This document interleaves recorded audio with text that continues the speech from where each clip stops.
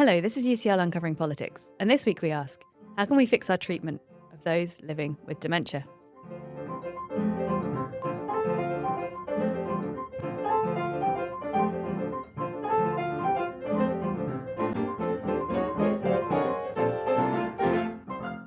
Hello, my name is Emily McTurnan, and welcome to UCL Uncovering Politics, the podcast of the School of Public Policy and Department of Political Science at University College London. According to the NHS, by 2030, more than 1 million people are expected to be living with dementia in the UK. And studies suggest that dementia is amongst our most feared conditions. Most of us really don't want to get it. But a new book challenges the tragedy narrative of dementia, and it proposes an account of how to make society more just for those who are living with the condition.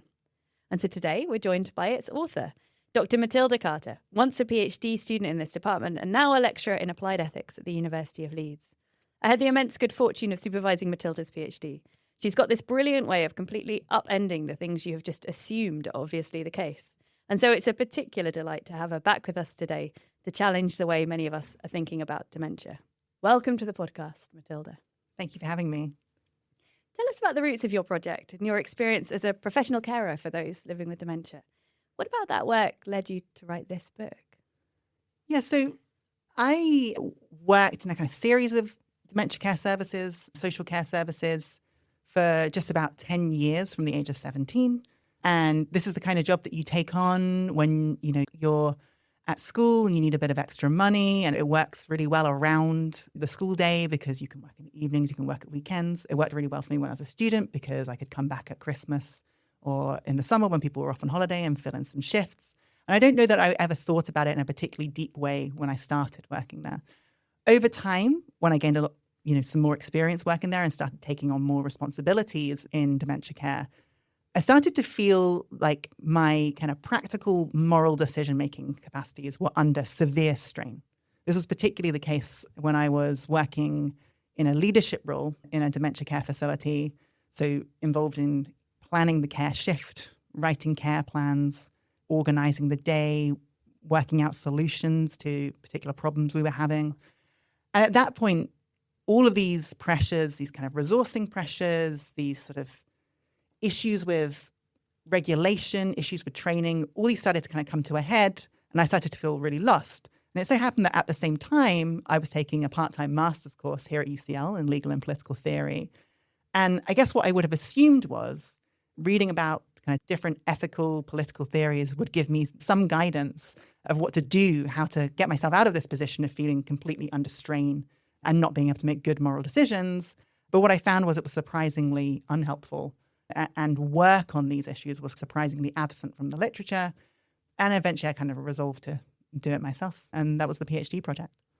Fantastic. And now a book, of course. So let's pin down what you describe in the book as the tragedy narrative of dementia. So what's the narrative that the book then goes on to attack? But let's start with the narrative itself.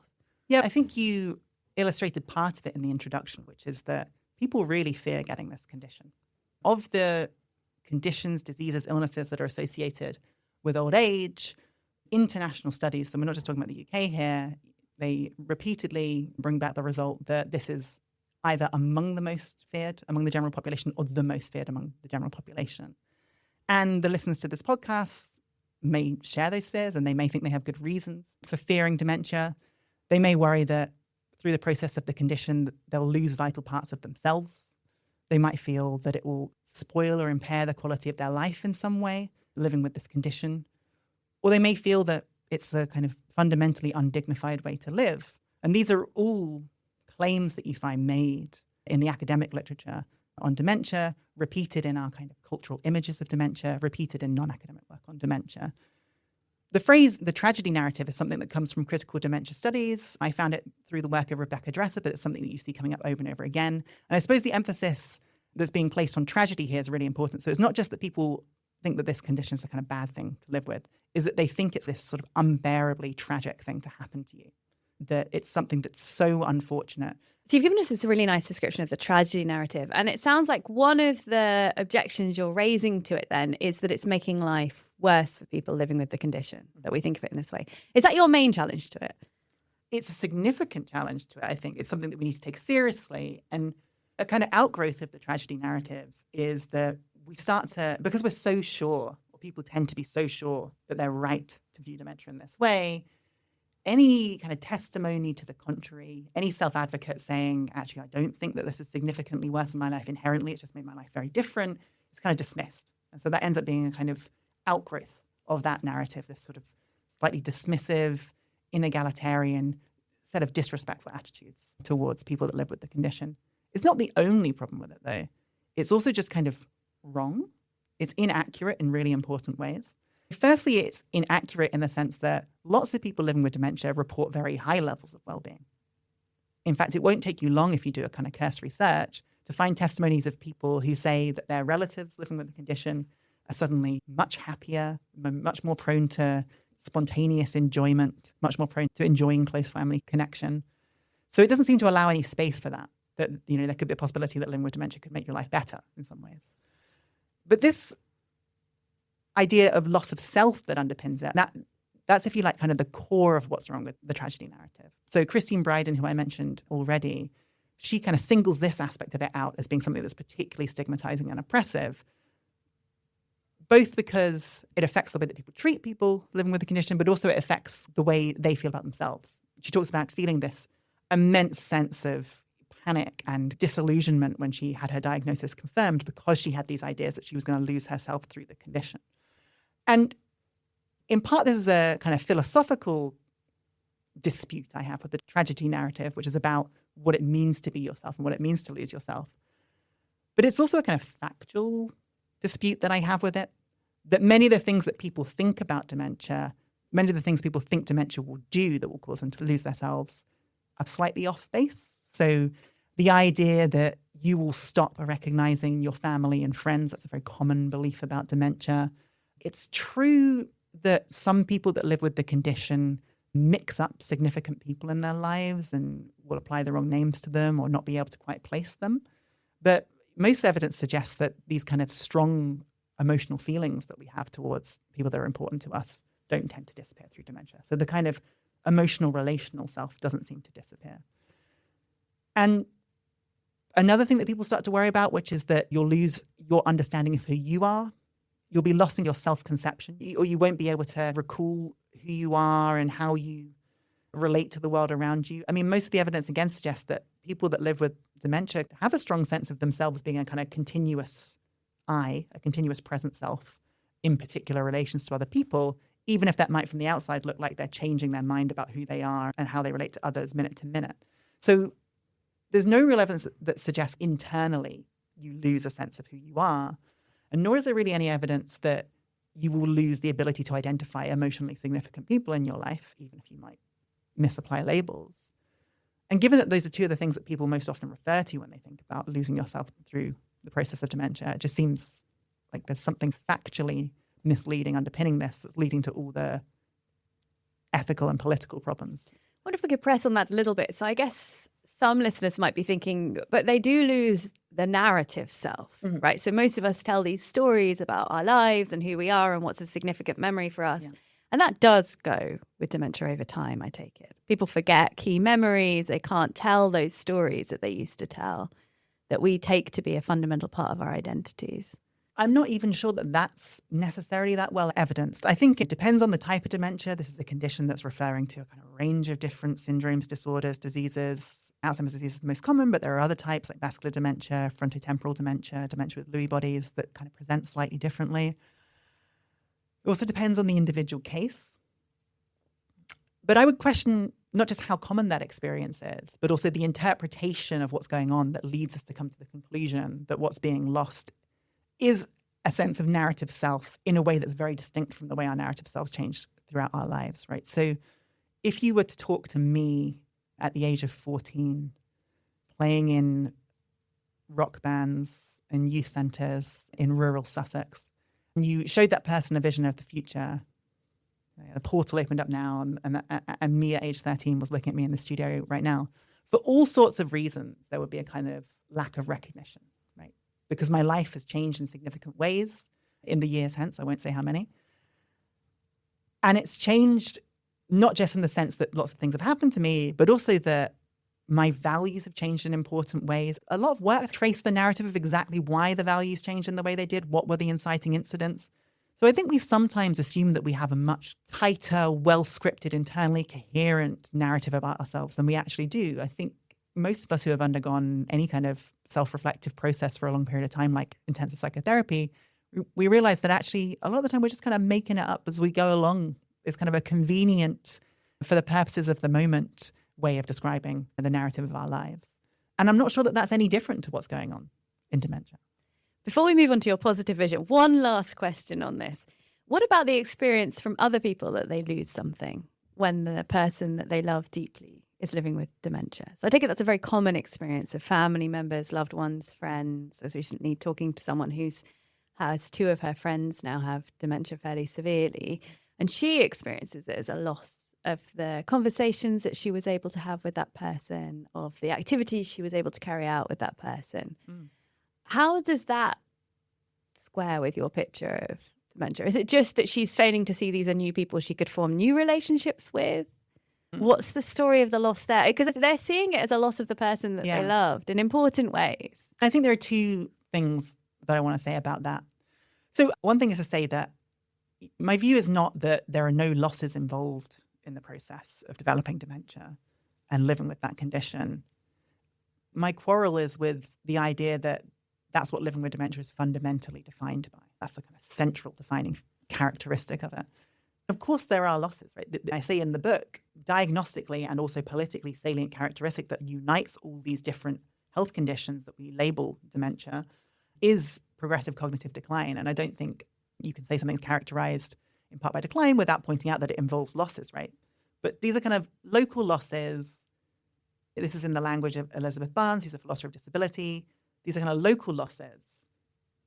So specific kinds of losses, like you're losing certain cognitive abilities. And then because of those cognitive abilities you've lost, you might lose certain experiences or ways of experiencing the world. And your relations might change in ways. So you'll lose the way the relation was, gain a new way of relating, of course.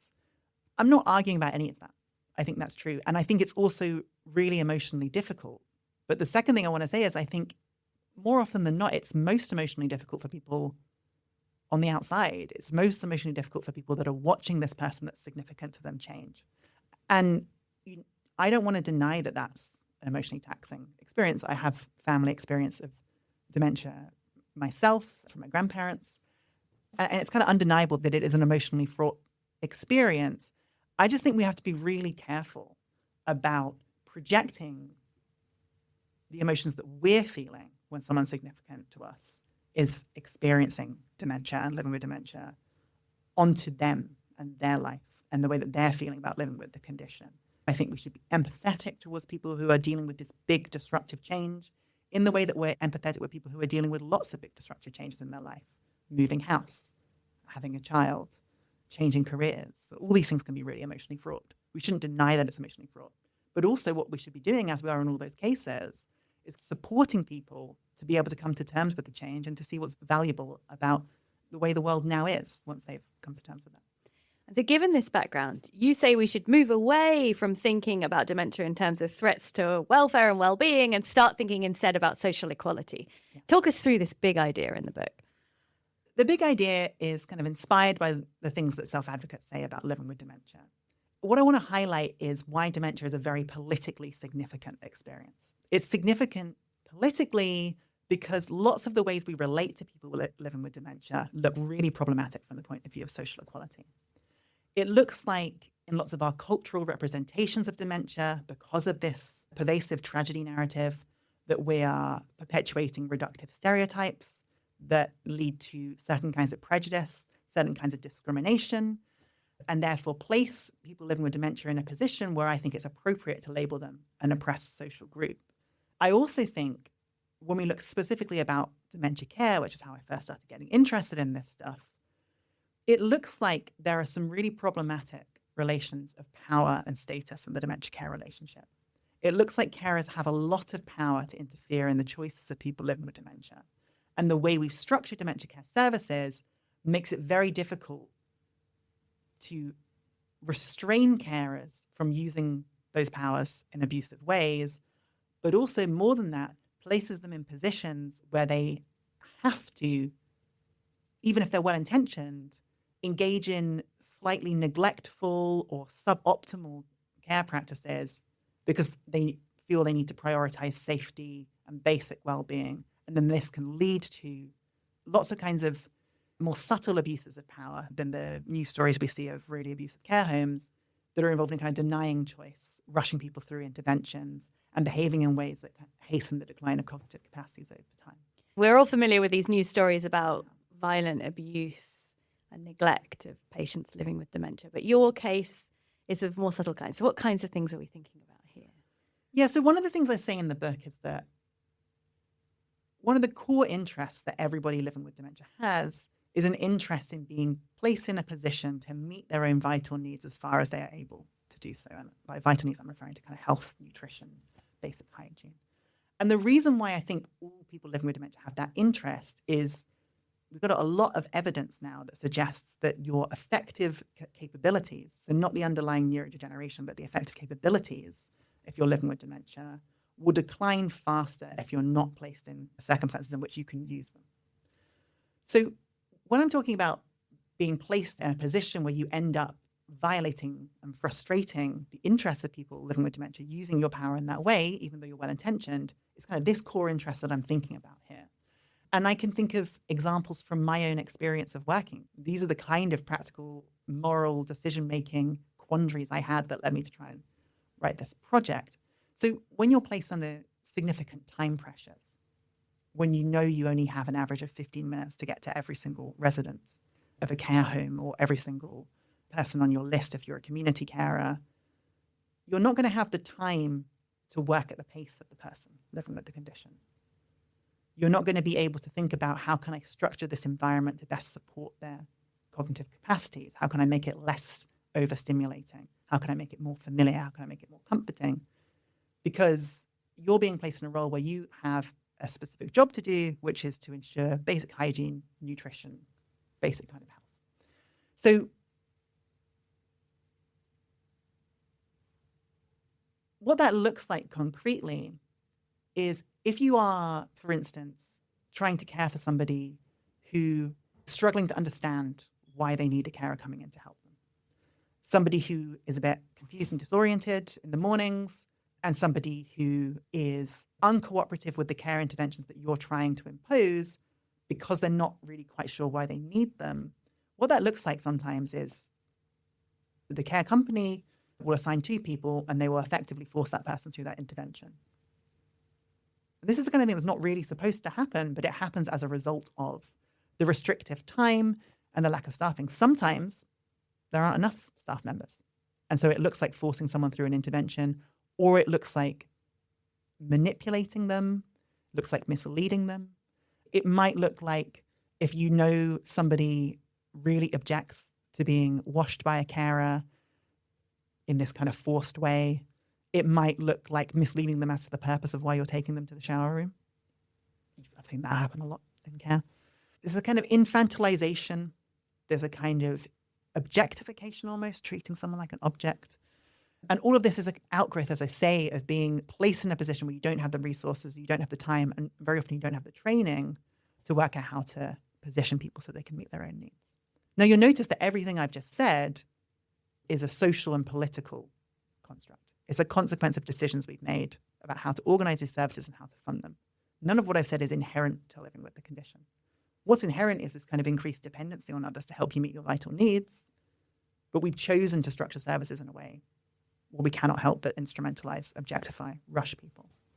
So if we had more time, more resourcing, people would be able to carry out these basic needs themselves just by structuring their environment in the right way. Is that the thought? Encouraging them, talking them through it? What's the concrete suggestion? Yeah, so I don't want to overstate this case, right? So it's definitely true that there are going to be some cases where basic kind of health interventions you will need assistance with, right?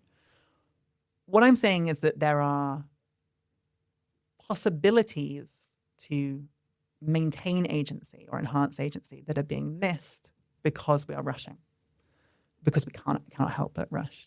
So one of the things I talk about in the paper is this idea of environment shaping interventions. So I have this kind of slightly grandly titled idea of the indirect first approach to dementia care. But basically what I'm saying here is because people living with dementia have this interest in being able to meet their own vital needs insofar as they can, we should be trying to prioritize interventions that make it more likely that they can meet their vital needs themselves rather than just directly trying to fulfill those needs. So you mentioned environment shaping. This is really important. So we have some pretty promising social scientific and hard scientific evidence now that spatial organization, so the way the room around someone with dementia looks, feels, sounds, plays a big role in their ability to access their affective capacities.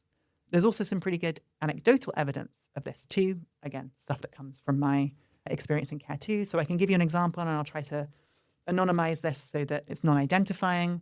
So when I was working in a care home, this was while I was doing my master's degree, there was a gentleman living in that home who I had been warned had a tendency to object to care interventions in a kind of physically violent way, right?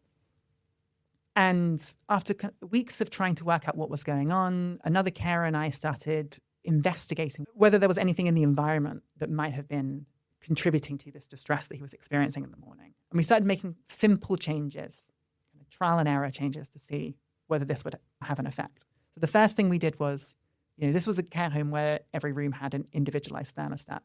So the first thing we did was just increase the temperature in his room in the mornings. And immediately there was different experience, right? So it clicked to us that, part of this is going to be because we're coming in and being like, you need to get up and taking the covers off you and you're cold. And I don't know if you've ever been in an experience like that. I think it's quite understandable to object to that in a sort of robust way. And what was really interesting is that after we made this one change, the possibility for making other changes started to arise, right? So we started being able to have conversations with him while we were trying to help him through morning routines. And I asked him in the morning, would you like to put on any music? Because I knew that some residents felt kind of safer and calmer if they had familiar music on in their room. And he said yes. And so I went and put the first CD that was available on and went back and talked to him about it. And he said, no, I don't like this. So it's more jazz than anything. It was a jazz CD. And I was like, okay, what type of music do you like? And he told me he liked opera. Now, there's a kind of side note there that's really interesting, which is that if you'd asked me to predict what genre of music this man would have liked, I would never have guessed opera. And so this is a good illustration of why it's really important to engage in these indirect interventions where you start being able to support the affective capacities because you learn important things that will help you to care well. And so I put on an opera CD that was kind of buried underneath these other CDs that his family had left him. And then, he was singing along. He was telling me about memories that he associated with these songs. And then something really great happened, which is he started being able to do things that people had long assumed he wasn't able to do anymore. Buttoning his own shirt, washing his own face, brushing his own teeth. So my thought is, given that there's lots of anecdotal evidence that these environment shaping interventions can help people into a position where they can meet their vital needs in this way, and given that there's some good scientific evidence or promising scientific evidence about this too, that this is clearly the sort of thing we ought to prioritize. This is clearly the sort of thing that will avoid us frustrating this core interest that people living with this condition have and will allow us to kind of fulfill it and help them pursue it. So there's this indirect care first aspect. The other thing in your book, or one of the other conclusions you reach, one of the things I found more startling, is this thought that we should often prefer professional care to informal care from relatives and loved ones for those living with dementia. And that might come as a surprise to some of us, right? You often get people reporting that they really want to stay in their own homes. They don't want to go in the care home. They really want their loved ones to do the work. What's your story there as to why professional care is better?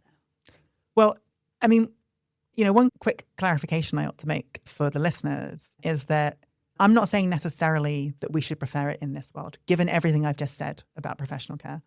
In situations where professional dementia care is really suboptimal, I can see why the least worst option would be to care informally, is the language used in the field. So not being paid a wage to care, you're somebody who knows that person already.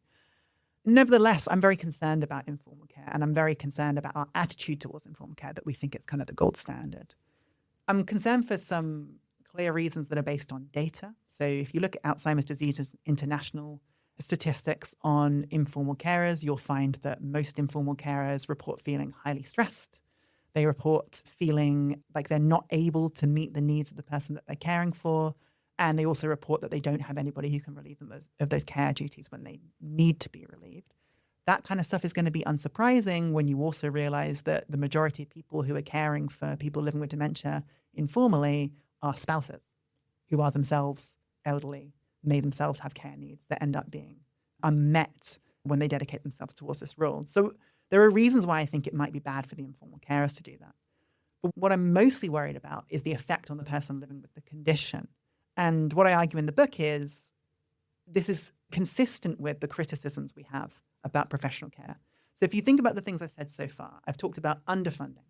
I've talked about a lack of staffing. I've talked about a lack of training. I've talked about the fact that there are not enough staff to properly meet the needs of people living in care homes or people living in the community who are receiving community care.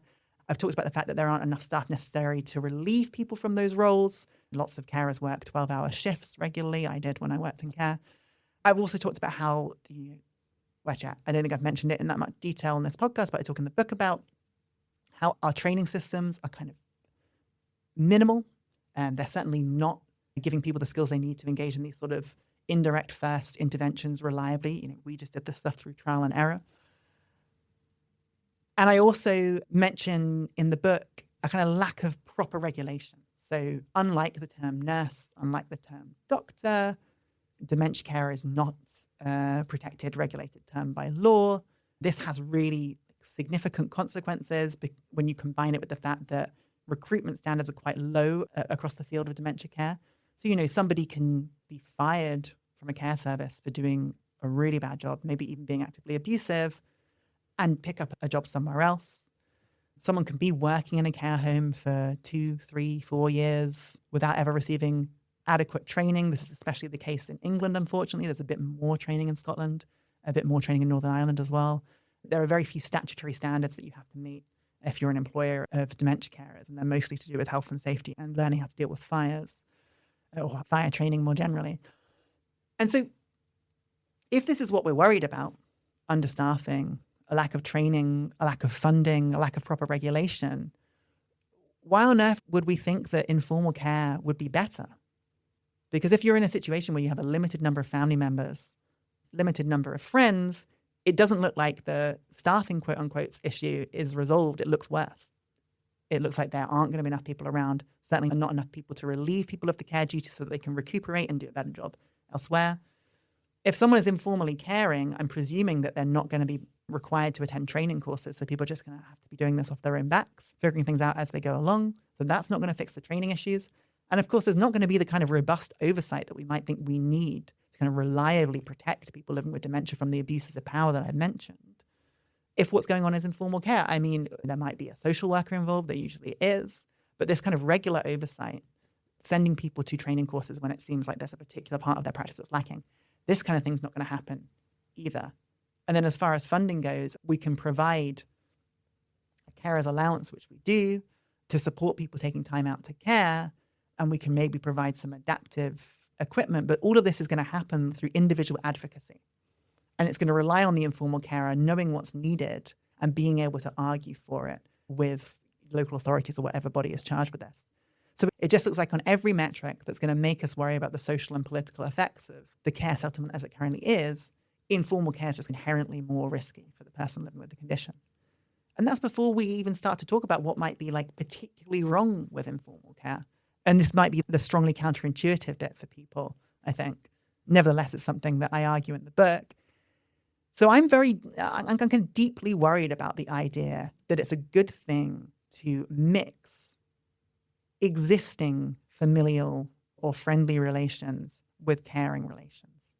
I'm worried about what that might do to the ability of the person living with the condition to be treated as a peer or treated with respect in the group. I'm worried about whether it might violate some of the boundaries of those relationships in a way that makes them unsustainable. There's more than one person I know of who has had to assist their parent to use the toilet, who talks about how deeply distressing and violating that felt to the relationship, not just their own emotional sense. They felt their relationship changed in ways that it wouldn't recover from. Actually, this is something you say in your own work, Emily, right? Something valuable about being able to negotiate how you present yourself in the public sphere.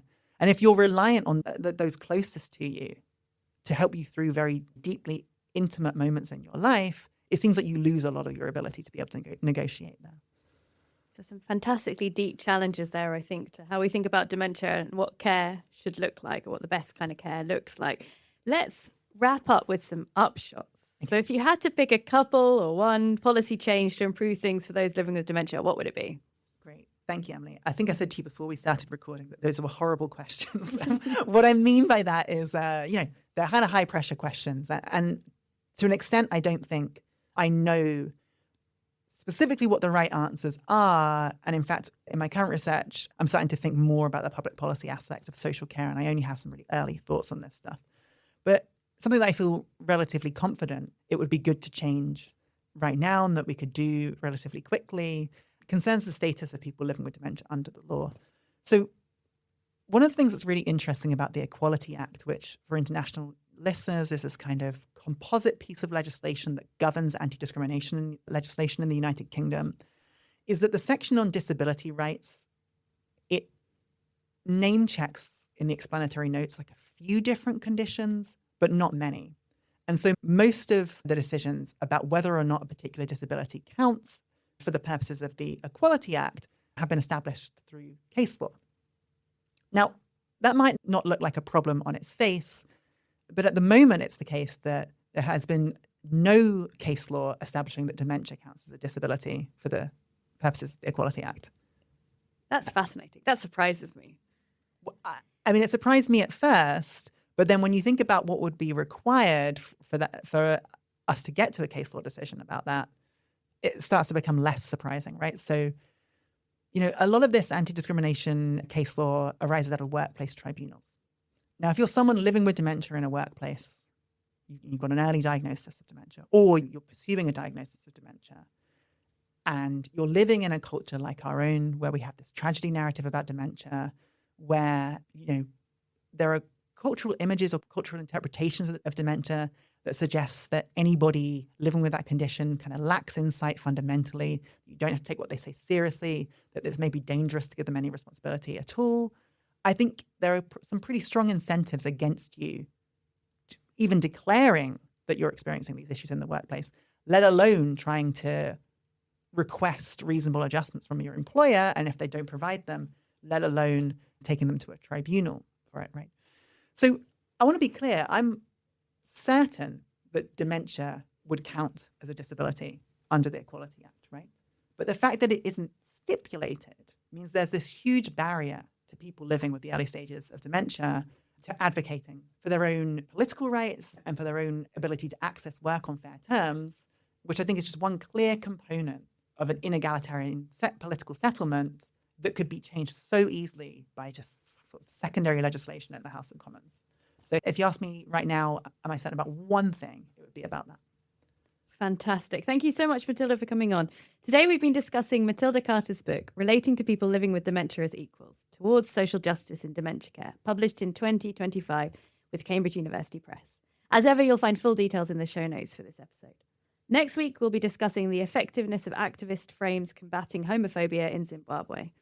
Remember to make sure you don't miss out on that or other future episodes of UCL Uncovering Politics. All you need to do is subscribe. You can do so on Apple, Google Podcasts, or whatever podcast provider you use. And while you're there, we'd love it if you could take a moment of your time to rate or review us too. I'm Emily McTernan. This episode was produced by Matthew Din. Our theme music is written and performed by John Mann. This has been UCL Uncovering Politics. Thank you for listening.